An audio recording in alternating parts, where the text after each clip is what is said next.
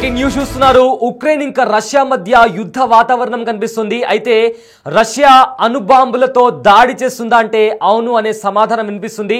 దీంతో ఉక్రెయిన్లోని ప్రజలంతా సవ్వే వైపు కూడా పరిగెత్తున్న దృశ్యాలు కూడా కనిపిస్తున్నాయి. అయితే ఒక 2 days బ్యాక్ ఉక్రెయిన్ రష్యా పైన భీకర దాడి చేసింది. గత 3 సంవత్సరాలుగా యుద్ధం నడుస్తున్న పరిస్థితుల్లో ఎన్నడూ కూడా చేయని పెద్ద దాడి ఉక్రెయిన్ రష్యా పైన చేసింది. అయితే రష్యాకి సంబంధించిన 40కి పైగా యుద్ధ విమానాలు కూడా ఈ దాడుల్లో ధ్వంసమయ్యాయి. సో ప్రజెంట్ ఇప్పటికే పుతిన్ ఆల్రెడీ ఒకసారి హెచ్చరించారు, ఇదే రకంగా ఉక్రెయిన్ వైఖరి ఉంటే ఖచ్చితంగా న్యూక్లియర్ వార్ జరుగుతుంది, న్యూక్లియర్ వెపన్స్ తో దాడులు చేస్తామంటూ కూడా పుతిన్ ఆల్రెడీ హెచ్చరించారు. అయితే ఉక్రెయిన్ దాడుల తర్వాత ఖచ్చితంగా రష్యా ఉక్రెయిన్ పైన అణుబాంబులతో దాడి చేస్తుంది అన్న ఊహాగానాలు వినిపిస్తున్న నేపథ్యంలో ఉక్రెయిన్లోని ప్రజలంతా సవ్వే వైపుకు పరిగెత్తున్నటువంటి పరిస్థితి కనిపిస్తుంది. అయితే ప్రజెంట్ ఉక్రెయిన్ అంతటా కూడా రెడ్ అలర్ట్ జారీ చేశారు అధికారులు. తొలిసారి కింజల్ హైపర్ సోనిక్ మిసైల్ ప్రయోగం చేయడానికి కూడా రష్యా దానికి సంబంధించి కూడా అన్ని ప్రిపేర్ చేస్తుంది. అయితే అణు వార్ హెడ్లను మోసుకెళ్లడం దీని ప్రత్యేకత. ఏదైతే కింజల్ హైపర్ సోనిక్ మిసైల్ ఉందో అది అణు వార్ హెడ్లను మోసుకెళ్తుంది, అది దాని స్పెషాలిటీ. సో దీనికి సంబంధించి కూడా ఈ మిసైల్ అంచనా వచ్చేసి ఒకవేళ ఈ మిసైల్ అనేది ప్రయోగిస్తే 460 నుంచి 480 కిలోమీటర్ల ఆ సరౌండింగ్స్లో ఆ రేడియస్తో కూడా భారీ మిసైళ్లతో దాడి జరిగే ప్రమాదం ఉంటుంది. అంటే దగ్గర 480 కిలోమీటర్ల వరకు కూడా దాన్ని ఇంపాక్ట్ అనేది జరగబోతుంది అనేది ఈ మిసైల్కి ఉన్న ప్రత్యేకత. అయితే ఇప్పటికే రష్యా భారీ మిసైళ్లతో కూడా ఇప్పటికే ఉక్రెయిన్ పైన విరుచుకుపడుతుంది. ఎక్కడికక్కడ సవ్వేల్లోకి కూడా జనాలు పారిపోతున్నారు. అయితే సూసైడల్ డ్రోన్లతో కూడా రష్యాకు చెందిన 41 విమానాలను కూడా ఇప్పటికే ఉక్రెయిన్ కూల్చేసింది. అయితే ప్రతీకారం చాలా ఘోరంగా ఉంటుందని కూడా ఇప్పటికే పుతిన్ చాలా సీరియస్గా వార్నింగ్ ఇచ్చారు. చెప్పినట్టుగానే బ్యాలిస్టిక్ మిసైల్తో మెరుపు దాడులు చేసింది రష్యా. తొలిసారి ఏదైతే ఈ బ్యాలిస్టిక్ మిసైల్స్ కూడా ఫస్ట్ టైం యూజ్ చేసింది రష్యా. ఇంతవరకు కూడా ఉక్రెయిన్ పైన యూజ్ చేయలేదు. కానీ ఎప్పుడైతే ఉక్రెయిన్ ఈ దాడి చేసిందో, డ్రోన్స్తో దాడి చేసిందో, ఆ తర్వాత for the first time Russia కూడా బ్యాలిస్టిక్ మిసైల్స్తో విరుచుకుపడుతుంది. అయితే అణుబాంబు ప్రయోగించిన ఆశ్చర్యం లేదంటున్నారు చాలా మంది నిపుణులు. So present big TV screen పైన మీరు చూస్తున్నారు. మొత్తం మీద వీళ్ళు ఏదైతే ఉందో ఉక్రెయిన్ చేసిన దాడికి ఖచ్చితంగా ప్రతీకారం తీసుకుంటామని కూడా చెప్తున్నారు.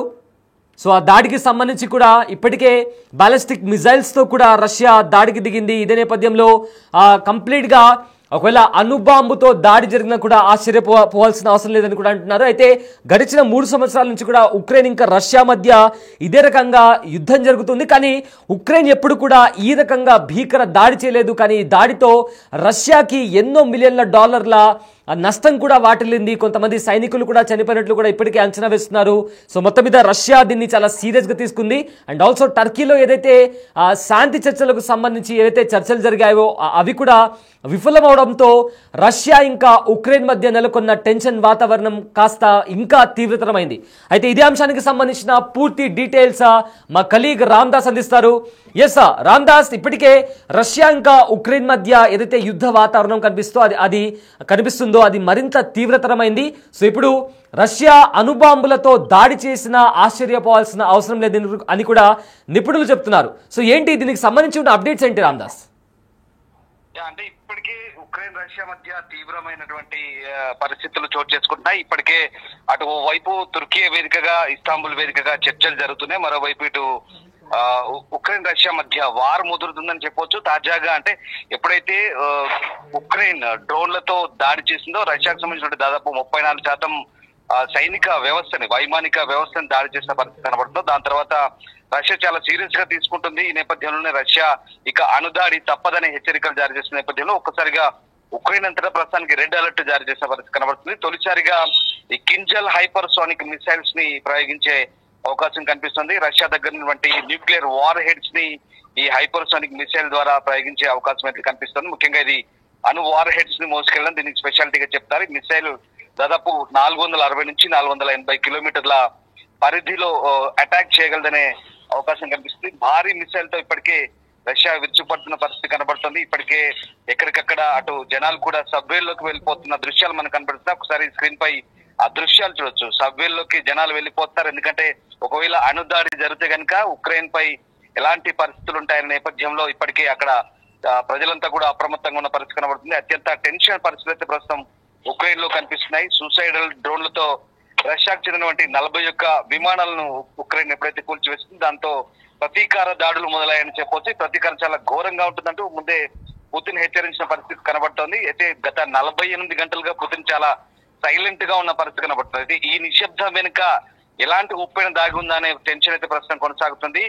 ఈ దాడి జరిగిన తర్వాత ఇప్పటి వరకు రష్యా వైపు నుంచి ఎలాంటి స్పందన లేదు. కానీ ఖచ్చితంగా ఏదో గట్టి ఎదురు దెబ్బ ఉంటుంది, గట్టి ప్రతీకార దాడి ఉంటుందని అంచనాల నేపథ్యంలో ఖచ్చితంగా ఇప్పుడు ఈ కింజైల్ మిసైల్ ద్వారా, ఇదంతా చాలా హైపర్సానిక్ మిసైల్ గా చెప్తున్నారు. రష్యా మేడ్ మిసైల్ ఇది. స్వదేశీ పరిజ్ఞానంతో రూపొందించినటువంటి ఈ మిసైల్ ద్వారా ఖచ్చితమైనటువంటి నిర్దేశిత లక్ష్యాలను ఛేదించగలిగినటువంటి దాదాపు 400 కిలోమీటర్ల వరకు ఉన్నటువంటి టార్గెట్లను ఛేదించే అవకాశం ఉన్నట్టుగా చెప్తున్నారు. ఈ నేపథ్యంలోనే ఈ అణువార్ హెడ్లను మోసుకెళ్లే ఈ క్షిపణి కనుక ఉక్రెయిన్ పై ప్రయోగిస్తే చాలా దారుణమైన పరిస్థితులు ఉంటాయనే వాదనలు వినిపిస్తున్న నేపథ్యంలో ఇప్పటికైతే ఉక్రెయిన్ లో పూర్తి స్థాయిలో అప్రమత్తత కనిపిస్తోంది. ప్రతీకారం చాలా ఘోరంగా ఉంటుందంటూ పుతిన్ హెచ్చరించిన నేపథ్యంలో ఇక బాలిస్టిక్ మిసైళ్లతో మెరుపు దాడులు అయితే ప్రస్తుతం కొనసాగుతున్నాయి. తొలిసారి రష్యా ఒకవేళ అణుబాంబు కనుక ప్రయోగిస్తే ఉక్రెయిన్ పరిస్థితి ఏంటి అనే ఒక ఆందోళన అయితే వ్యక్తమవుతున్న పరిస్థితి కనబడుతుంది. ప్రస్తుతానికైతే అటు వార్ రూమ్ నుంచి పుతిన్ ఎప్పటికప్పుడు స్వయంగా పర్యవేక్షిస్తున్న పరిస్థితి అయితే కనబడుతుంది.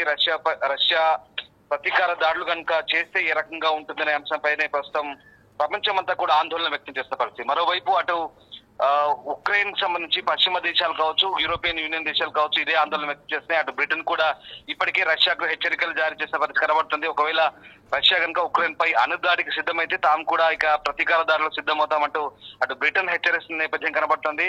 మరోవైపు ఇటు నాటోలో చేరకుండా ఉక్రెయిన్ ఇప్పటికే కట్టడి చేసినటువంటి రష్యా ఖచ్చితమైనటువంటి ప్రతీకారానికి దిగే అవకాశాలు కనిపిస్తున్నాయి. ఎప్పుడైతే రష్యా అధ్యక్షుడి ఎయిర్ కాన్వాయ్ ని టార్గెట్ చేసుకుని ఉక్రెయిన్ దాడి చేసిన నేపథ్యంలో ఇక చాలా సీరియస్ గా తీసుకుంది. తమ అధ్యక్షుని హతమార్చే ప్రయత్నం చేశారు. ఒకటి కాదు 2 సార్లు కుర్స్క్ ప్రాంతంలో, ఏదైతే ఉక్రెయిన్ ఉన్నటువంటి కుర్స్క్ ప్రాంతంలో రష్యన్ ప్రెసిడెంట్ కాన్వాయ్ వెళ్ళినప్పుడు అక్కడ డ్రోన్లతో చాలా పక్కడ్బందీగా అంటే త్రుటిలో తప్పించుకున్నారు. సో అప్పటి నుంచి రష్యా చాలా తీవ్రంగా పరిగణిస్తుంది. అయితే ఇటు తుర్కీలో శాంతి చర్చల ప్రక్రియకు సంబంధించి ప్రతిష్టంభన అయితే కొనసాగుతోంది.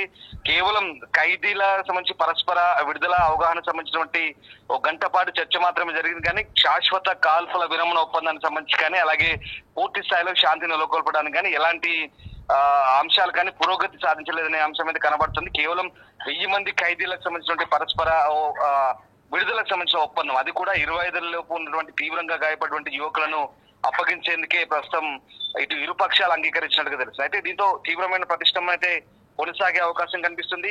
ఒకవేళ రష్యా కనుక ప్రతీకారం తీర్చుకోవాలనుకుంటే కనుక ఈసారి ఇంకా ఖచ్చితంగా ఆ సైలెంట్ ను ఛేదిస్తే కనుక ఇక అణువార్ హెడ్లకే పని చెప్పే అవకాశమే కనబడుతుందని ఆందోళన వ్యక్తం చేసిన నేపథ్యంలో నిజంగా ఈ కింజైల్ మిసైల్ కనుక ప్రయోగిస్తే ఏ రకమైన సిచ్యువేషన్ ఉంటుందో ఒకసారి ఆందోళన అయితే వ్యక్తం అవుతుంది. ప్రస్తుతానికి దీనికి సంబంధించి ఇంకా ఎలాంటి అధికారిక సమాచారం అయితే లేదు. కానీ పుతిన్ ఎప్పటికప్పుడు ఆయన వార్ రూమ్ లో కూర్చొని పర్యవేక్షిస్తున్నట్టు తెలుస్తుందంటే నిర్దేశిత టార్గెట్ లో కొన్ని లక్ష్యాలను పెట్టుకున్నారు. ఉక్రెయిన్ లోని ఏ నగరాలపై దాడి చేయాలి, ఏ స్థావరాలపై దాడి చేయాలి, ఎలాంటి పర్యవసానాలు ఉంటే అంశంపైనే ప్రస్తుతం దాని మీద దృష్టి పెట్టినట్టుగా తెలుస్తోంది. ఇది అదే మీకు ఒక విషయం చెప్తాను. కింజాల్ అనేది ఒక హైపర్సానిక్ బాలిస్టిక్ షిప్ అనేది గాలి నుంచి ఉపయోగిస్తారంటే సర్ఫేస్ టు ఎయిర్ ప్రయోగించేందుకైతే ఇది ఉపయోగిస్తారు. ఇది ఒక రష్యా సైనిక ఆయుధకారంలో ఇది చాలా ముఖ్యమైన వెపన్ గా చెప్పొచ్చు. సో దీనికి సంబంధించి అయితే చాలా ఖచ్చితమైనటువంటి ఇది MiG-31 ద్వారా కూడా ప్రయోగించవచ్చు. అలాగే Tu-20M3 బాంబర్ల ద్వారా కూడా ప్రయోగించే అవకాశం ఉంది. కొన్ని సందర్భాల్లో అంటే దాదాపు 1500 కిలోమీటర్ల వరకు కూడా ఇది పేలోడ్ ను మోసుకెళ్లగలిగే సామర్థ్యం ఉందని కూడా చెప్తున్నారు. సో గరిష్టంగా మాక్ 10 వేగంతో ప్రయాణిస్తుంది, అంటే ధ్వని వేగం కంటే ఎక్కువ వేగంతో ప్రయాణించే అవకాశం ఉంది. కాబట్టి చాలా ఖచ్చితమైనటువంటి టార్గెట్ ని ఇది ఛేదించే అవకాశం అయితే కనిపిస్తుంది. సో ఆ రకంగా రష్యా యొక్క సైనిక సామర్థ్యంలో ఇది ఒక గట్టి ఆయుధంగా చెప్తున్నారు. సో 2017లో ఇది రష్యన్ మిలిటరీకి వచ్చిన పరిస్థితి కనబడుతుంది. సో ఆ రకంగా ప్రస్తుతానికైతే ఈ కింజాల్ కనుక ప్రయోగిస్తే కనుక ఖచ్చితంగా దీని ఎఫెక్ట్ భారీగానే ఉండే అవకాశం ఉంది. ఉక్రెయిన్ పై దీని ఎఫెక్ట్ పడితే కనుక ఉక్రెయిన్ నిజంగా తట్టుకోగలదా, ఉక్రెయిన్ మరి ఎలాంటి ప్రతీకార దాడులకు సన్నాహాలు చేస్తుంది, నిజంగా ఉక్రెయిన్ ఎయిర్ డిఫెన్స్ సిస్టమ్ వీటిని అడ్డుకునే అవకాశం ఉందా లేదా అనేది ప్రస్తుతం ఎక్స్పర్ట్స్ కూడా ఆలోచనలో పడ్డ పరిస్థితి కనబడుతుంది. ఒకవేళ రష్యా కనుక పూర్తి స్థాయి తెగింపుకు దిగితే కనుక ఈ క్షిపణి ముప్పు ముఖ్యంగా కింజల్ M247 M2 అనేది ఎంతటి భారీ విధ్వంసానికి దారి తీయబోతుంది, ఉక్రెయిన్ పరిస్థితి ఏంటనేది చాలా ఖచ్చితమైనటువంటి అంచనాలు మనం ఇప్పుడే చెప్పలేం. కానీ రష్యా చాలా సీరియస్ గా తీసుకునే అవకాశాలే కనిపిస్తున్నాయి. ఎందుకంటే ఇప్పటికే ఉక్రెయిన్ చాలా పకడ్బందీ దాడులు చేసింది. రష్యన్ ఎయిర్ బేస్ ల పైన, రష్యన్ మిలిటరీ స్థావరాల పైన చెక్కపెట్టలో డ్రోన్లను పెట్టి అత్యంత పకడ్బందీగా, ఇంకా చెప్పాలంటే వాళ్ళ ఇంటెలిజెన్స్ ఆఫీస్ దగ్గర నుంచే రష్యాలోని వైమానిక స్థావరాలపై దాడులు చేసి దాదాపు 47 విమానాలను డిస్ట్రాయ్ చేసిన పరిస్థితి కనబడుతుంది. దీన్ని రష్యా చాలా సీరియస్ గా పరిగణిస్తుంది. ఒక రకంగా ఇంటెలిజెన్స్ వైఫల్యంగానే ఫెయిల్యూర్ గానే చెప్పాలి. కానీ రష్యన్ ఎయిర్ డిఫెన్స్ సిస్టమ్ కూడా దీన్ని అడ్డుకోలేని పరిస్థితి. అంటే అప్పటికప్పుడు ఊహించని పరిణామంతో ఒక్కసారిగా రష్యా కూడా దీన్ని ఊహించలేని పరిస్థితి కనబడుతుంది. రష్యా మాత్రం చాలా సీరియస్ గానే పరిగణిస్తూ ఓవైపు శాంతి చర్చల అంశం కొనసాగుతున్నాయి, మరోవైపు ఈ మిసైల్ ప్రయోగించే అవకాశం అయితే కనిపిస్తుంది. ఒకవేళ ఈ మిసైల్ కనుక ప్రయోగిస్తే అందులో అణువార హెడ్లను కనుక మోసుకెళ్తే కనుక చాలా భారీ విధ్వంసమే కలిగే అవకాశం ఉంది. చూడాలి మరి దీనికి సంబంధించి ఎట్లాంటి అంచనాలు ఉంటాయి. నిజంగా రష్యా ఇది ప్రయోగించబోతుందా, లేదంటే ఇంకా మిగతా దేశాల ఒత్తిడితో దీన్ని విరమించుకోబోతుందా? ఇప్పుడు మాత్రం కేవలం ఇది ఊహాజనితం మాత్రమే. రష్యా ప్రయోగించబోతుందంటూ వస్తున్న వార్తల నేపథ్యంలో రష్యా ఎలాంటి ప్రతీకార దాడులు దిగుతుందని మాత్రం ఉత్కంఠంగా మారుతారు. Yes thank you Ramdas, thanks for the update.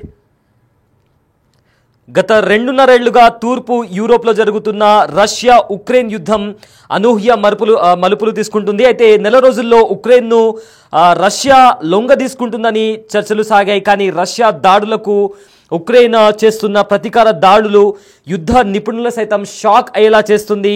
సైనిక పరంగా ప్రపంచంలో 2వ స్థానంలో ఉండగా యుద్ధానికి ముందు ఉక్రెయిన్ 22వ స్థానంలో ఉంది. యుద్ధంలో పాశ్చాత్య దేశాల సైనిక సహాయంతో అది 10వ స్థానానికి చేరుకుంది. అయినప్పటికీ రష్యా దళాలను ఉక్రెయిన్ సైన్యం ముప్పు తిప్పలు పెడుతోంది. రష్యా వ్యూహాత్మక తప్పిదాలు, అలసత్వం, అదేవిధంగా సరైన ప్రణాళిక లేకపోవడం వంటి కారణాలతో ఉక్రెయిన్ చేతిలో ఎదురు దెబ్బలు తింటోంది. ఈ 2.5 ఏళ్లలో రష్యాపై ఉక్రెయిన్ చేసిన కీలక దాడులు చాలా అంటే చాలా ముప్పు తిప్పలు పెట్టింది. అండ్ రీసెంట్గా జరిగిన దాడుల్లో కూడా రష్యాకి కొన్ని కోట్ల విలువ చేసే ఆస్తి నష్టం జరిగిందని కూడా ఇప్పటికే నిపుణులు అంచనా వేస్తున్నారు. అయితే ఏదైతే ఉక్రెయిన్ దాడి చేసిన తర్వాత ఇప్పుడు పుతిన్ ఎలా రియాక్ట్ అవుతారు, రష్యా ఏ రకంగా ప్రతీకారం తీర్చుకుంటుంది అనేది కూడా ఇప్పుడు చాలా సస్పెన్స్ గా మారింది. ఎందుకంటే అణు బాంబుని ప్రయోగిస్తానని కూడా ఇప్పటికే చాలా సార్లు పుతిన్ హెచ్చరించారు. సో ప్రజెంట్ ఏదైతే యుద్ధ వాతావరణం కనిపిస్తుందో అది మరింత తీవ్ర స్థాయికి చేరింది. సో రాబోయే రోజుల్లో ఈ యుద్ధం దేనికి దారితీస్తుందనేది వేచి చూడాల్సిన అంశం.